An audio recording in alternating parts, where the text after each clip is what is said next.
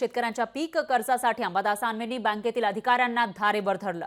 पीक कर्ज न मिळाल्याने शेतकऱ्यांना अनेक अडचणींचा सामना करावा लागतोय। यावेळी अंबादास दानवेंनी बँक अधिकाऱ्यांना त्वरित पीक कर्ज देण्याची विनंती केली आहे। कर्ज न दिल्यास बँकेच्या फलकाला काळं फासण्याचा इशाराही दानवेंनी दिलाय। तर याविषयी त्यांच्याशी बातचीत केली आपले प्रतिनिधी सचिन बडे यांनी।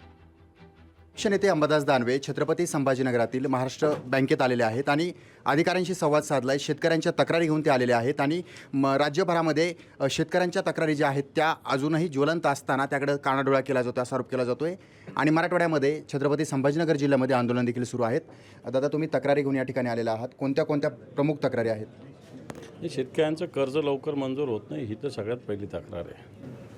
मग त्याला वेगळे कारणं सांगितले जातात, सिबिलचं कारण सांगितलं जातं, वसुलीचं कारण सांगितलं जातं। मला असं वाटतं सरकारने टार्गेट दिलेलं आहे, बँकांना टार्गेट दिलं आहे, जनतेचा पैसा आहे। एकीकडे बाकीच्या लोकांचं कर्ज देशाचे अर्थमंत्री पार्लमेंटमध्ये बजेट मांडताना अब्जावधी रुपयाचं कर्ज सेटराईट करतात कॉर्पोरेटचं। शेतकऱ्यांच्याला का तुम्ही लावता? मग सिबिलची अट का लावता, वसुलीची अट का लावता? द्या, कारण सगळी स्थिती तुम्हालाच माहिती आहे, दुष्काळ पडलेला आहे, दुष्काळाचं अनुदान हे सगळं पेंडिंग आहे। असं असताना शेतकऱ्याला कर्ज मिळालं पाहिजे।